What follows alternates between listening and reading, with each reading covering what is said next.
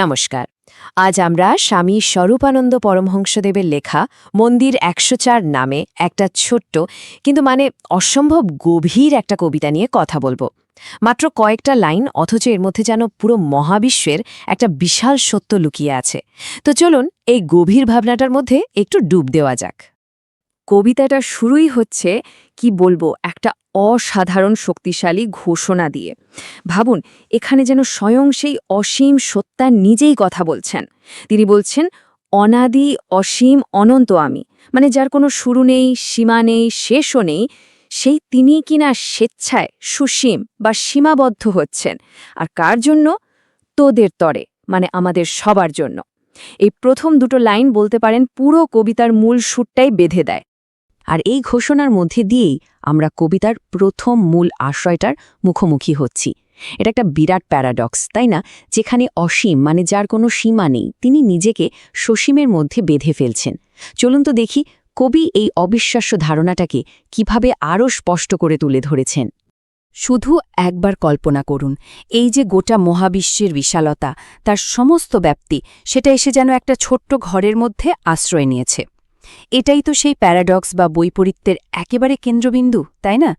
যার সীমাহীন, সেটা কি করে একটা সীমাবদ্ধ জায়গায় থাকতে পারে? আর কবি ঠিক এই অবিশ্বাস্য ভাবনাটাকেই কি অসাধারণভাবে এই দুটো লাইনে ফুটিয়ে তুলেছেন। দেখুন, তিনি উদার, বিশাল, বিপুল আকাশের মতো একটা সীমাহীন উপমা ব্যবহার করছেন আর বলছেন যে সেই আকাশই একটা ক্ষুদ্র ঘরে ঢুকে পড়েছে। এই যে ছবিটা, এটা অসীমের সসীম হয়ে ওঠার গভীরতাকে আরও অনেক বেশি জীবন্ত করে তোলে। কিন্তু এখানে সবচেয়ে বড় প্রশ্নটা হলো কেন, তাই না? যা অসীম, যা সীমাহীন, সে কেন স্বেচ্ছায় নিজেকে এমনভাবে বেঁধে ফেলবে? এর পিছনে আসল কারণটা কি? কবিতা কিন্তু আমাদের ঠিক এই প্রশ্নের উত্তরের দিকেই নিয়ে যাবে। এই নিজেকে সীমাবদ্ধ করার পেছনে আসলে একটা দিব্য উদ্দেশ্য আছে, আর সেই উদ্দেশ্যটা হল ভালোবাসার মিলন। এটা কিন্তু কোনো বাধ্যবাধকতা নয়, একদমই না, বরং এটা একটা ইচ্ছাকৃত কাজ, যার একটা অনেক বড় লক্ষ্য আছে। আসল ব্যাপারটা হল এই যে সসীম রূপ ধারণ করা, এটা কোনো চাপে পড়ে করা নয়, এটা একটা উদ্দেশ্য নিয়ে করা। আর সেই উদ্দেশ্যটা কি? ভালোবাসার শিক্ষা দেওয়া। আর এই শিক্ষাটা তিনি ছড়িয়ে দেন মহাবিশ্বের অগণিত অসংখ্য রূপের মধ্যে দিয়ে। আর দেখুন, কবি নিজেই এবার সেই উদ্দেশ্যটা একদম স্পষ্ট করে দিচ্ছেন। সবারই শিখাতে প্রেমের মিলন। এই একটা লাইনেই তো পুরো কারণটা পরিষ্কার, তাই না? ঠিক এই প্রেমের মিলন শেখানোর জন্য সেই এক সত্তা নিজেকে এত এত রূপে, এত বিভিন্ন মূর্তিতে প্রকাশ করেছেন। বেশ, তাহলে এই যে প্রেমের শিক্ষা, এটা কিভাবে প্রকাশ পাচ্ছে? এখানে কবিতা আমাদের একটা নতুন ধারণার সঙ্গে পরিচয় করিয়ে দিচ্ছে। আর সেটা হলো, এই পুরো অস্তিত্বটাই যেন একটা মহাজাগতিক খেলা বা লীলা। এমন একটা খেলা যেখানে সেই এক সত্তা নিজেই পুরো সৃষ্টির সঙ্গে খেলায় মেতে উঠেছেন।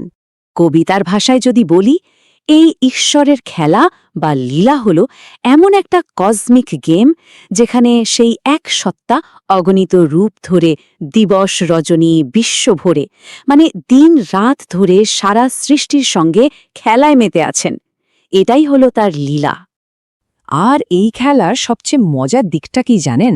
এখানে একদিকে যেমন অসংখ্য বৈচিত্র্য আছে, তেমনি তার গভীরে লুকিয়ে আছে একটা পরম একতা। দুটোই একসঙ্গে চলছে। বাইরে থেকে দেখতে সবকিছু হয়তো আলাদা, কিন্তু একদম মূলে রয়েছে সেই একই সত্তা।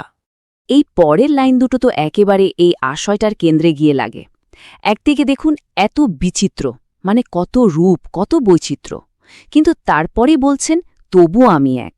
আবার একদিকে তিনি প্রকটিত, প্রকাশিত, যাকে আমরা দেখছি, কিন্তু পরক্ষণে তিনি নিবিড় অলেখ, অর্থাৎ এতটাই গভীর, এতটাই আনরিটেন, যাকে পুরোপুরি ব্যাখ্যা করা যায় না।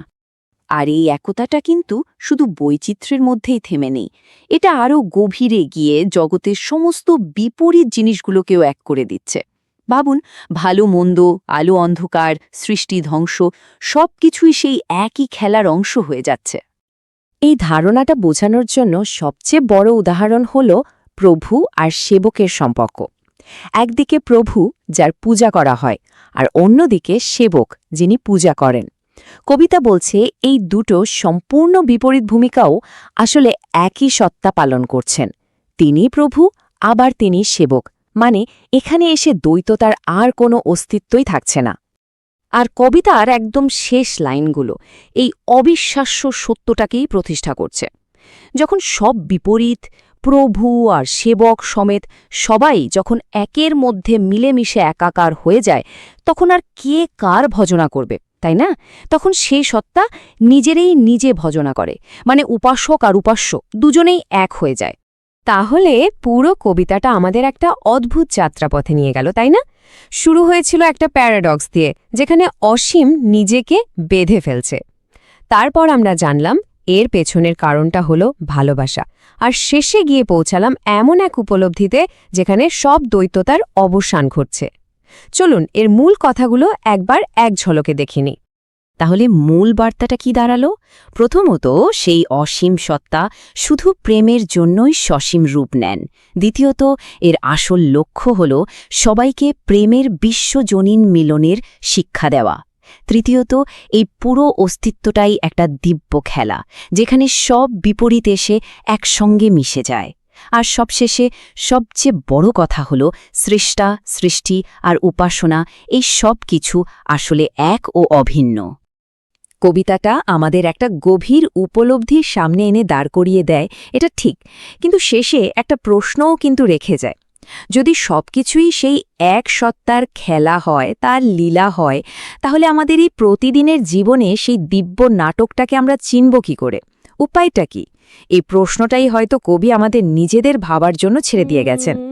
সম্পূর্ণ ইন্টারনেটকে, মানে এই যে পৃথিবীর তাবৎ ডেটা, ওয়েবসাইট, সার্ভার আর কোটি কোটি গিগাবাইট তথ্য আছে, সব কিছুকে যদি একটা পুরনো আমলের ধুলো মাখা ছোট ফ্লপি ডিস্কে ডাউনলোড করার চেষ্টা করা হয়, বিষয়টা কেমন শোনাবে? অসম্ভব, পুরোপুরি অবাস্তব একটা ব্যাপার। একদম। অথবা ধরা যাক, পুরো ছায়াপথের সমস্ত নক্ষত্রের শক্তিকে যদি একটা সাধারণ এ ব্যাটারির ভেতর ঢুকিয়ে ফেলার কথা বলা হয়। হ্যাঁ, সাধারণ যুক্তিবৎ বলবে এটা হতেই পারে না। বড় জিনিস কখনো ছোট কাঠামোর ভেতরে আটতে পারে না। ঠিক, ছোট জিনিসের ভেতরেই বরং বড় জিনিসকে সংকুচিত হতে হয়। এটাই বিজ্ঞানের সোজা হিসাব।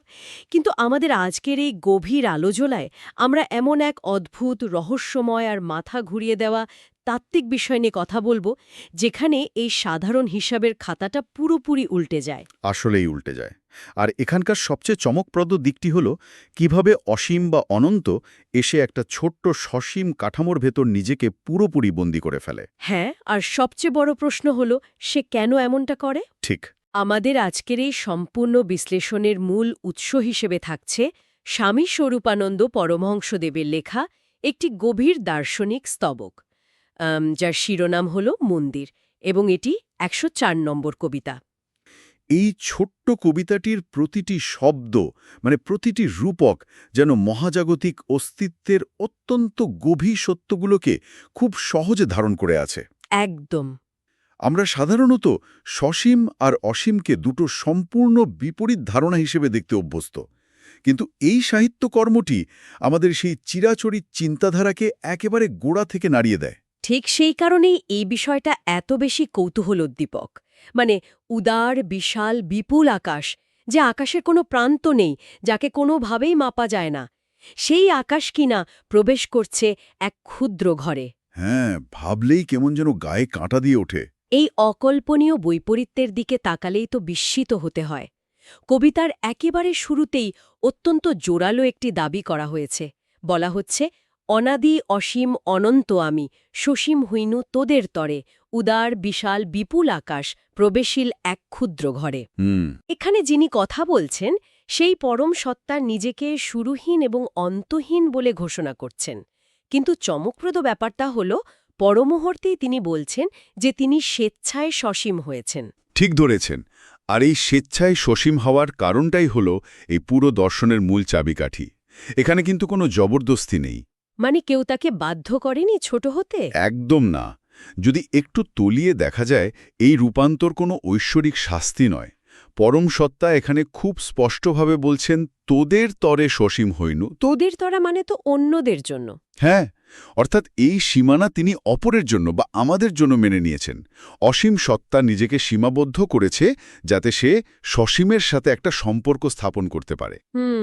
সম্পর্ক স্থাপন। কারণ অসীমকে তার অনন্ত নিরাকার রূপে অনুভব করা বা ধারণ করা সসীম মানুষের পক্ষে অসম্ভব।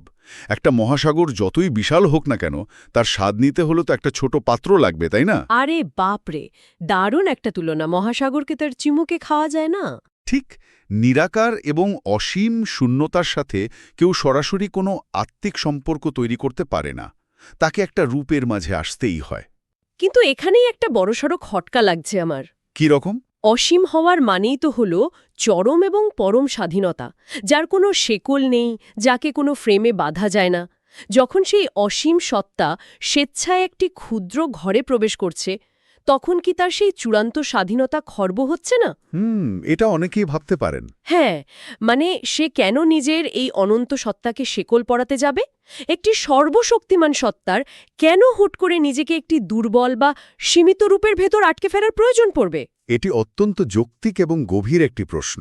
এই প্রশ্নের উত্তর খুঁজতে গেলে আমাদের স্বাধীনতার আসল অর্থ নিয়ে নতুন করে ভাবতে হবে।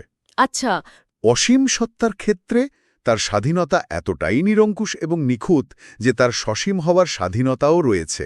ও আচ্ছা, মানে ছোট হতে পারার স্বাধীনতা। একদম। যদি অসীম কখনো সসীম হতে না পারে, যদি সে কেবল তার বিশালত্বের মধ্যেই আটকে থাকে, তবে তো সে তার সেই অসীমত্বের অহংকারে আর কাঠামোতেই বন্দী হয়ে গেল। তাই তো, তখন তো তার একটা সীমাবদ্ধতা তৈরি হয়ে গেল যে সে ছোট হতে পারে না। ঠিক বলেছেন। তখন তো তাকে আর সর্বশক্তিমান বলা যায় না। তাই নিজের সর্বশক্তিমান সত্তাকে প্রমাণ করতে তাকে ছোট হতে হয়। অদ্ভুত একটা প্যারাডক্স। হ্যাঁ, আর দ্বিতীয় এবং সবচেয়ে গুরুত্বপূর্ণ যে কারণটি এই দর্শনে উঠে আসে, তা হল সম্পর্ক এবং অনুভূতির পিপাসা। অনুভূতির পিপাসা। হ্যাঁ, ধরুন যদি কোনো কিছুর আকার না থাকে, রূপ না থাকে, নির্দিষ্ট কোনো অস্তিত্বের সীমানা না থাকে, তবে তার সাথে আবেগপূর্ণ কোনো সংযোগ তৈরি হবে কিভাবে? হওয়াটা বেশ কঠিন।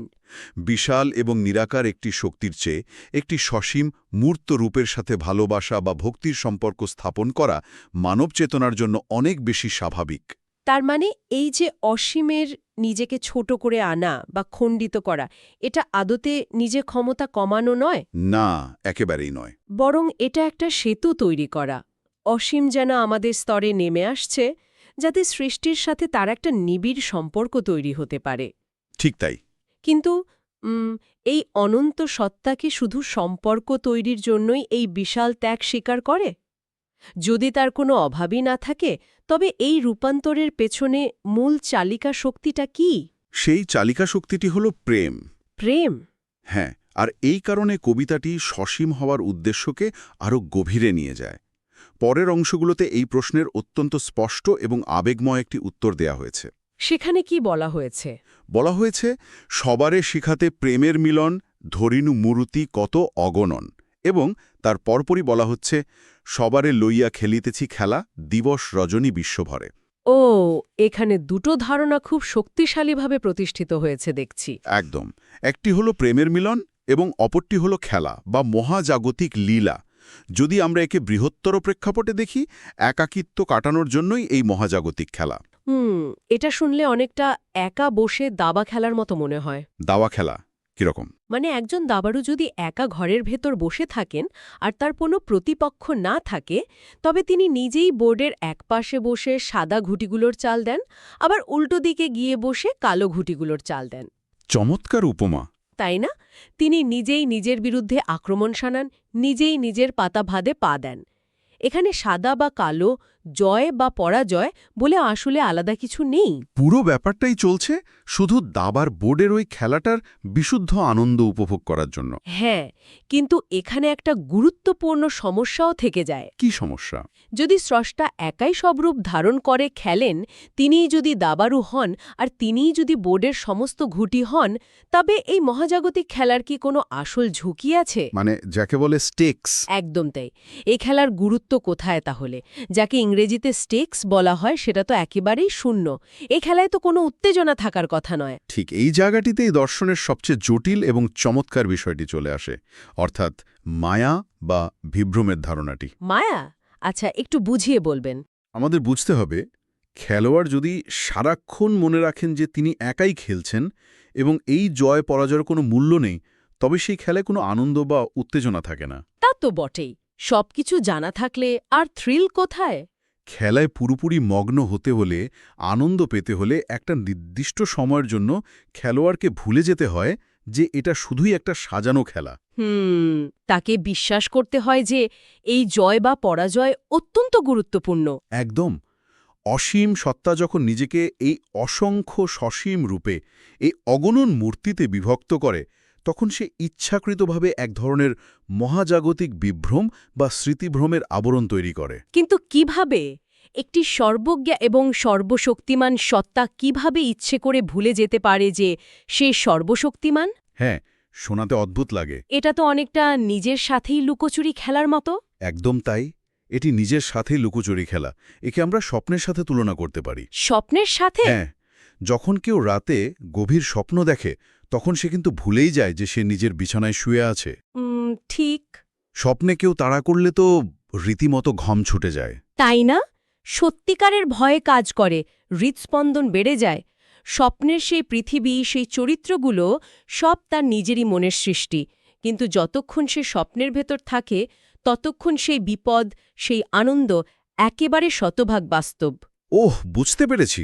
অসীম সত্তাও ঠিক একইভাবে নিজের চেতনাকে খণ্ডিত করে এক একটি ইগো বা অহংয়ের জন্ম দেয়। এই সাময়িক বিস্মৃতির কারণেই আমাদের জীবনের প্রতিটি হাসি, প্রতিটি কান্না, প্রতিটি আঘাত এত তীব্রভাবে বাস্তব হয়ে ওঠে। অসাধারণ। যদি সারাক্ষণ মনে থাকত যে আমরা সেই অনন্ত অসীমেরই অংশ এবং আমাদের কোনো ক্ষতি হতে পারে না, তবে কি আমরা ভালোবাসার জন্য এমন ব্যাকুল হতাম? না, মোটেও না। তখন তো মৃত্যুর ভয়ও এতটা কাতর হতাম না আমরা। ঠিক। এই যে ক্ষণিকের জন্য নিজের আসল পরিচয় ভুলে যাওয়া, এটাই খেলাটার মধ্যে আসল প্রাণ এবং থ্রিল নিয়ে আসে। মানে এই তীব্র যন্ত্রণা বা অসীম আনন্দ সবই আসলে গেম ডিজাইনের অংশ। এই ভুলে থাকাটাই হলো সিস্টেমের একটা অত্যন্ত জরুরি ফিচার। এটা কোনো বাগ বা ত্রুটি নয়। দারুণ বলেছেন, একদম নিখুঁত ফিচার। এখানেই বিষয়টা সবচেয়ে আকর্ষণীয় হয়ে ওঠে। যখন এই বিভ্রমের পর্দা সরে যায়, তখন কি ঘটে? তখন তো আসল খেলাটা উন্মোচিত হয়। হ্যাঁ, এখানেই আমরা কবিতার সেই চূড়ান্ত এবং সবচেয়ে আলোড়ন তোলা অংশে পৌঁছাই, যেখানে এই মহাজাগতিক দাবা খেলার আসল নিয়মগুলো পুরোপুরি উন্মোচিত হয়।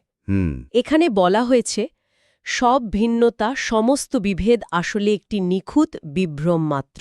হ্যাঁ, কবিতার এই শেষ স্তবকটি হল অদ্বৈত বেদান্ত দর্শনের একদম চূড়ান্ত এবং নির্যাসিত প্রকাশ, যেখানে দ্বৈত সত্তার সমস্ত ধারণাকে পুরোপুরি ভেঙে দেওয়া হয়েছে। এখানকার লাইনগুলো সরাসরি আমাদের প্রচলিত ধ্যান ধারণায় আঘাত করে।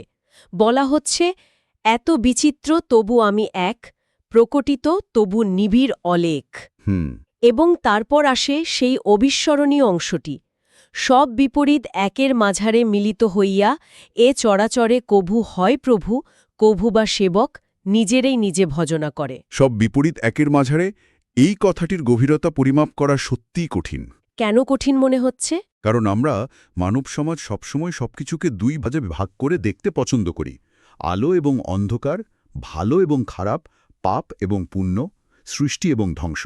হ্যাঁ, আমাদের মন তো এই বিপরীতমুখী ধারণাগুলোর উপর ভিত্তি করেই কাজ করে। কিন্তু এখানে বলা হচ্ছে, এই সমস্ত বৈপরীত্য আসলে একই মুদ্রার এপিঠ ও পিঠ, এবং সবচেয়ে বড় ধাক্কাটা আসে শেষ লাইনটিতে। কভু হয় প্রভু, কভু বা সেবক। ঠিক। সাধারণত আমাদের শেখানো হয় যে ঈশ্বর বা স্রষ্টা আছেন অনেক উপরে, ধরা ছোঁয়ার বাইরে। তিনি হলেন পরম প্রভু। আর আমরা মানুষ বা অন্যান্য সৃষ্টিকুল হলাম অত্যন্ত ক্ষুদ্র, আমরা কেবল তার দাস বা সেবক। হ্যাঁ, কিন্তু এই কবিতা সেই পুরো শ্রেণীবিন্যাসকে এক নিমিষে গুড়িয়ে দিচ্ছে। যিনি উপাসনা করছেন এবং যার উপাসনা করা হচ্ছে, তাদের মধ্যে বিন্দুমাত্র কোনো পার্থক্য নেই। এটা তো একটা বিশাল থিয়েটারের মতো। থিয়েটার।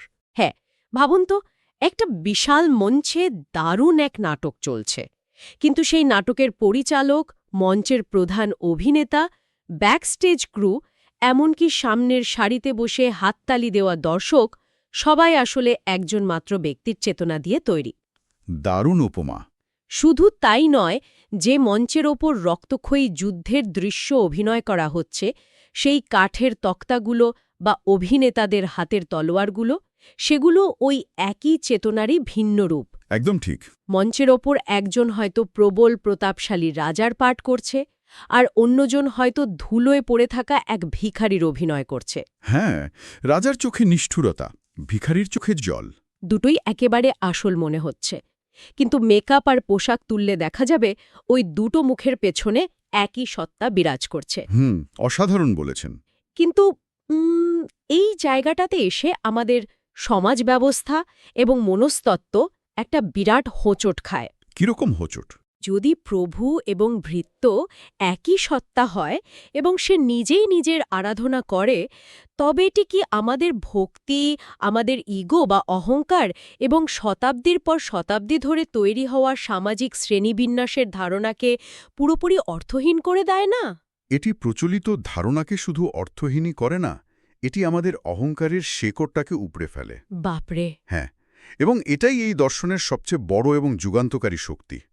যখন ভক্তিভরে প্রার্থনা করা হয়, তখন স্বভাবতই মনে হয় যে অনেক বিশাল এবং শক্তিশালী কারো কাছে মাথা নত করা হচ্ছে। হ্যাঁ, সেই প্রার্থনার মধ্যে অনেক সময় একটা হীনমন্যতা বা নিজেকে তুচ্ছ ভাবার প্রবণতা লুকিয়ে থাকে। কিন্তু এই তত্ত্ব অনুযায়ী যখন অন্য কারো প্রতি ভক্তি দেখানো হয় বা সম্মান জানানো হয়, তখন মহাবিশ্ব আসলে নিজেরই আরেকটা রূপের প্রতি সম্মান জানাচ্ছে। তার মানে নিজেকে ছোট ভাবার কোনো সুযোগই নেই। একদম নেই। এটি মানুষের ভেতরের আমি বড় তুমি ছোট বা আমি আলাদা তুমি আলাদা এই অহংবোধকে সমূলে উৎপাটিত করে। কারণ অহংকার তো আসে বিভেদ থেকে। ঠিক। আমি অমুকের চেয়ে জ্ঞানী, আমি তমুকের চেয়ে ধনী, এই চিন্তাগুলো তখনই সম্ভব যখন আমরা একে অপরকে আলাদা মনে করি। হ্যাঁ, যখন এই উপলব্ধি আসে যে রাস্তার ধারের ভিখারি এবং প্রাসাদের সম্রাট উভয়ের মাঝেই একই সত্তা একইভাবে বিরাজমান, তখন কাউকে ছোট করে দেখার বা ঘৃণা করার আর কোনো উপায় থাকে না। তার মানে কাউকে আঘাত করা মানে আসলে নিজেকেই আঘাত করা। ঠিক। তখন আর কারো প্রতি ঈর্ষা করার বা কাউকে শোষণ করার কোনো যুক্তিই টেকে না, কারণ দিন শেষে সব কাজ নিজেরই আরেকটা রূপের প্রতি করা হচ্ছে। বিজ্ঞানও তো আজকাল অনেকটা এরকমই ইঙ্গিত দেয়, তাই না? কোয়ান্টাম এন্ট্যাঙ্গলমেন্ট বা হলোগ্রাফিক ইউনিভার্সের মতো আধুনিক তত্ত্বগুলো আমাদের বারবার এটাই বলছে যে মহাবিশ্বের প্রতিটি কণা একে অপরের সাথে নিবিড়ভাবে যুক্ত। হ্যাঁ, প্রতিটি ছোট অংশের ভেতরেই পুরো মহাবিশ্বর তথ্য লুকিয়ে থাকতে পারে। আধুনিক পদার্থবিজ্ঞান এখন যে জায়গায় এসে পৌঁছাচ্ছে, প্রাচ্যের এই অদ্বৈত দর্শন হাজার হাজার বছর আগেই সেই একই কথা বলে গেছে অন্য ভাষায়। সত্যি তাই। নিজেই নিজে ভজনা করে এই একটি মাত্র বাক্যের মাধ্যমে সব রকমের দ্বন্দ্ব, শ্রেণী বৈষম্য আর বিভেদকে একটি মাত্র বিন্দুতে এনে মিলিয়ে দেওয়া হয়েছে। সসীম এবং অসীমের মধ্যে, সৃষ্টিকর্তা এবং সৃষ্টির মধ্যে যে একটা বিশাল দূরত্বের বিভ্রম আমরা অনুভব করি, তা নিমেষেই মুছে যায়। হ্যাঁ, জন্ম দেয় এক অখণ্ড চেতনার, যেখানে ভয় নেই, কারণ নিজের কাছ থেকে নিজের কোনো ভয় থাকতে পারে না। সত্যি, কি অবিশ্বাস্য এবং চিন্তার জগৎকে প্রসারিত করার মতো একটা আলোচনা। যদি শুরু থেকে পুরো যাত্রাপথটা একবার ফিরে দেখা যায়, তবে দেখা যাবে আমরা শুরু করেছিলাম একটা চরম আপাতবিরোধী ধারণা দিয়ে। হ্যাঁ, ওই যে কিভাবে বিশাল একটা আকাশ, যার কোনো শেষ নেই, সে একটা ছোট ঘরে প্রবেশ করতে পারে। এরপর আমরা দেখলাম যে এই সংকোচন বা সসীম হওয়াটা কোনো বাধ্যবাধকতা নয় বা ক্ষমতার অভাব নয়, বরং এটি হলো স্বেচ্ছায় নেওয়া একটা সিদ্ধান্ত। আর এর মূলে রয়েছে নিরাকার অসীমের নিজেকে অনুভব করার এবং প্রেমের স্বাদ পাওয়ার গভীর ব্যাকুলতা। আর সে প্রেমের ব্যাকুলতা এবং একাকিত্ব দূর করার ইচ্ছা থেকেই জন্ম নেয় এই বিশাল মহাজাগতিক লীলা বা গেম। এক অসীম এবং অখণ্ড সত্তা কোটি কোটি টুকরো হয়ে যায় শুধু একে অপরের সাথে সম্পর্ক স্থাপন করার জন্য, নিজেকে নতুন করে জানার জন্য। এই পুরো জীবন, এই জন্ম মৃত্যু, এই আনন্দ বেদনা সবই সেই বিশাল খেলার অংশ। আর সবশেষে আমরা সেই চরম সত্যের মুখোমুখি হলাম যে এই দাবা খেলা বা এই নাটকের মঞ্চে আসলে দ্বিতীয় কেউ নেই। প্রভু, ভৃত্য, উপাসক এবং উপাস্য, আলো এবং অন্ধকার সবকিছুই সেই একই অসীম সত্তার ভিন্ন ভিন্ন রূপ বা মুখোশ মাত্র। সে নিজেই নিজের পুজো করছে, নিজেই নিজের সাথে খেলছে। এই পুরো আলোচনা থেকে আমাদের প্রাত্যহিক জীবনের জন্য কিন্তু একটা অত্যন্ত শক্তিশালী দৃষ্টিভঙ্গি পাওয়া যায়। কেমন দৃষ্টিভঙ্গি? এই যে প্রাত্যহিক জীবনের ইঁদুর দৌড়ে আমরা নিজেদের কতই না ক্ষুদ্র, কতই না তুচ্ছ বা বিশ্বব্রহ্মাণ্ডের এক কোণে পড়ে থাকা বিচ্ছিন্ন কোনো প্রাণী বলে মনে করি।